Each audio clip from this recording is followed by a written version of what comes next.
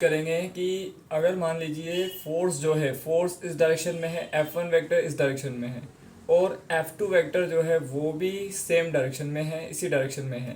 तो इन दोनों फोर्सेस का जो रिजल्टेंट वेक्टर रहेगा वो भी इसी डायरेक्शन में रहेगा और उस रिजल्टेंट वेक्टर का जो मैग्नीट्यूड है F, वो हम कैलकुलेट कर सकते हैं दोनों को ऐड करके, F1 plus F2, F1 vector का मैग्नीट्यूड प्लस F2 वेक्टर का मैग्नीट्यूड। तो ये रिजल्टेंट वेक्टर जो है उसका मैग्नीट्यूड कैलकुलेट हो जाएगा।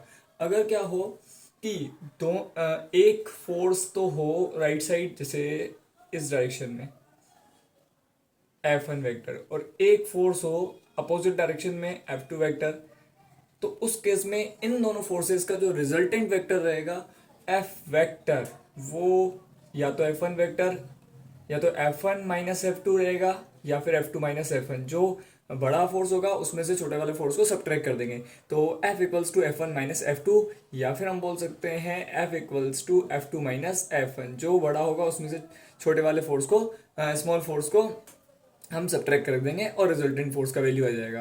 और जो रिजल्टेंट फोर्स का डायरेक्शन रहेगा वो बड़े वाले फोर्स के, जिसकी वैल्यू ज़्यादा है, मोर वैल्यू जो रखता है फोर्स, उसकी तरफ हो जाएगी। मान लेते हैं कि F1 वेक्टर अगर बड़ा फोर्स है, बड़ी वैल्यू रखता है, तो रिजल्टेंट वेक्टर का जो डायरेक्शन होगा, रिजल्टेंट फोर्स का जो डायरेक्शन होगा वो F1 वेक्टर के डायरेक्शन में होगा।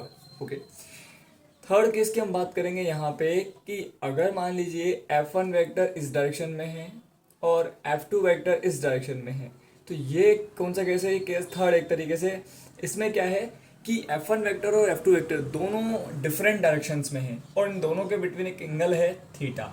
तो उस केस में जो रिजल्टेंट फोर्स के लिए जो फॉर्मूला का हमें लेंगे, हम वो लेंगे F equals to root over पहले वाले फोर्स का स्क्वायर प्लस दूसरे वाले फोर्स का स्क्वायर प्लस 2 F1 F2 और मल्टीप्लाई में कॉस थीटा। ठीक है, ये हमारे पास रिजल्टेंट फोर्स का मैग्नीट्यूड का फॉर्मूला रहेगा। F equals to F1 square plus F2 square plus 2 F1 F2 cos theta, multiply में ही है, रूट के अंदर ही है ये। ठीक है, ये फॉर्मूला रहेगा। और डायरेक्शन के लिए भी एक फॉर्मूला रहेगा। देखिए डायरेक्शन जो रहेगी अल्फा इक्वल्स टू, डायरेक्शन मतलब ये जो है ये एफ वेक्टर है, रिजल्टेंट फोर्स एफ वेक्टर है और रिजल्टेंट फोर्स का पहले वाले फोर्स के साथ, पहले वाले फोर्स F1 वेक्टर के साथ जो एंगल होगा इसको बोलेंगे अल्फा, यही रहता है डायरेक्शन। और दोनों के बिटवीन जो एंगल था F1 वेक्टर और F2 वेक्टर के बिटवीन, उसे बोलते हैं थीटा। ठीक है, तो अल्फा जो डायरेक्शन रहेगा उसका formula alpha equals to tan inverse F2 sine theta, F2 sine theta upon F1 plus F2 cos theta. ये फॉर्मूला रहेगा अल्फा का। ठीक है, ये अल्फा कैलकुलेट करने का, डायरेक्शन कैलकुलेट करने का क्या रहेगा, फॉर्मूला रहेगा। इसके बाद हम बात करेंगे यहाँ पर इलेक्ट्रिक फील्ड की। इलेक्ट्रिक फील्ड, तो इलेक्ट्रिक फील्ड क्या होता है? इलेक्ट्रिक फील्ड के लिए हम बोलेंगे कि एक स्टैटिक चार्ज है, ये स्टैटिक चार्ज है Q। इस स्टैटिक चार्ज Q के अराउंड वो रीजन, स्टैटिक चार्ज Q के अराउंड वो रीजन जिसमें किसी टेस्टिंग चार्ज Q नॉट को लाने पर वो टेस्टिंग चार्ज Q नॉट या तो अट्रैक्शन का या फिर रिपल्शन का फोर्स फील करे। ये जो Q नॉट है या तो यहाँ आते ही या तो अट्रैक्शन फोर्स फील करे या फिर ये रिपल्शन फोर्स फील करे। इस रीजन को, इस स्पेस को, इस रीजन को बोला जाएगा इस स्टैटिक चार्ज Q का इलेक्ट्रिक फील्ड। तो इस स्टैटिक चार्ज Q के अराउंड वो रीजन जिसमें किसी टेस्टिंग चार्ज Q नॉट को लाने पर ये testing charge Q not attraction या फिर रिपल्शन का फोर्स फील करे, इस रीजन को बोला जाएगा इस स्टैटिक चार्ज Q का इलेक्ट्रिक फील्ड। ओके, अब ये क्यू नॉट एक टेस्टिंग चार्ज रहता है, जैसे इसकी वैल्यू बहुत कम होती है जो सोर्स चार्ज है उसके कंपैरिजन में, सोर्स चार्ज के कंपैरिजन में इसकी वैल्यू काफ़ी कम होती है। अब मैथमेटिकल अगर हम बात करें तो E equals to F upon Q naught, ये इसका फॉर्मूला रहेगा। E equals to F upon Q naught, force upon charge. इसके यूनिट की बात करें तो इलेक्ट्रिक फील्ड इंटेंसिटी का unit according to this form, according to formula, तो फोर्स का यूनिट न्यूटन और क्यू नॉट चार्ज का unit coulomb, newton upon coulomb हो जाएगा। ऐसा यूनिट की बात करेंगे तो डाइन अपॉन ESU ये हो जाएगा। ओके, नाउ इलेक्ट्रिक फील्ड एक वेक्टर क्वांटिटी है, E vector equals to F vector upon Q naught. ठीक है, इलेक्ट्रिक फील्ड क्या है? एक वेक्टर क्वांटिटी है। तो E vector equals to F vector upon Q naught लिख सकते हैं। ये बातें हमें कंप्लीट करनी थी। अब हम इसका डायमेंशनल फॉर्मूला भी लिख सकते हैं इलेक्ट्रिक फील्ड का, जैसे न्यूटन को देख के हम लिख सकते हैं m1 L1 T-2। ओके, और कूलाम के लिए T1 A1। इसको जब कंप्लीट करेंगे तो हमारा फॉर्मूला बन जाएगा m1 L1 T-3 और A-1।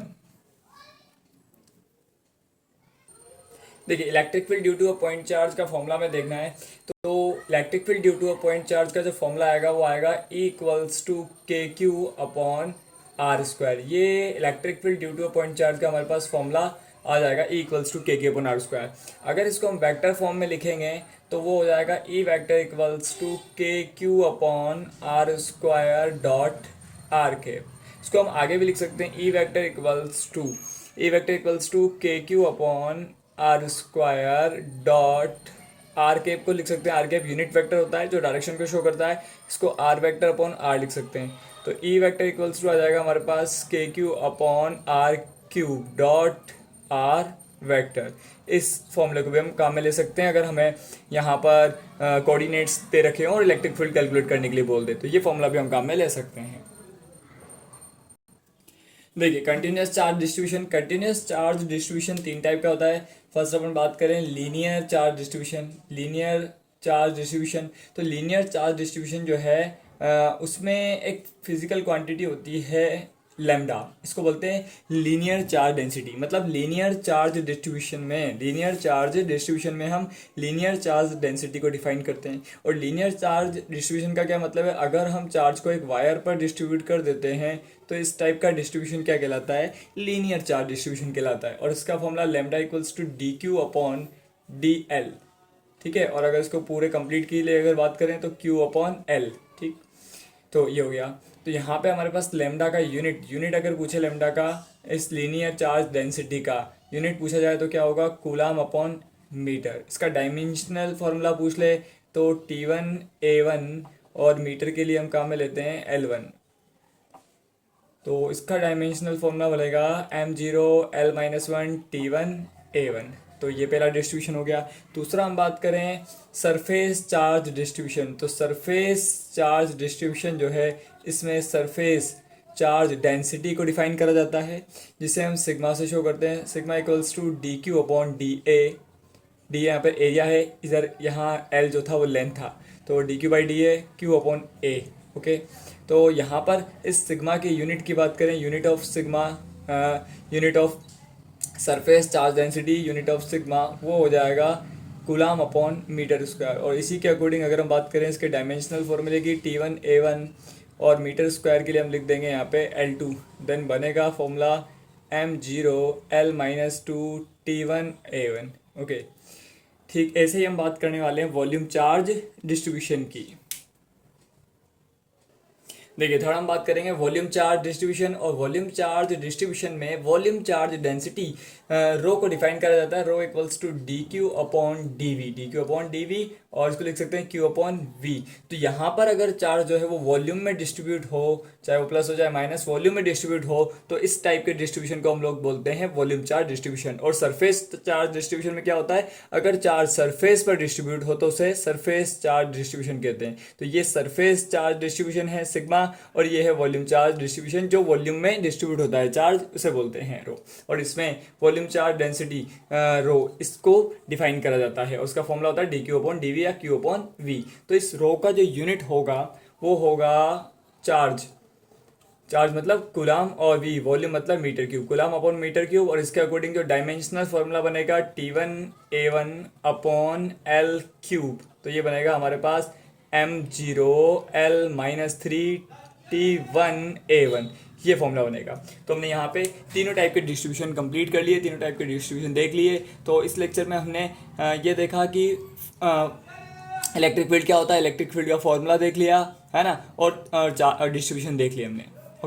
Okay, thank you.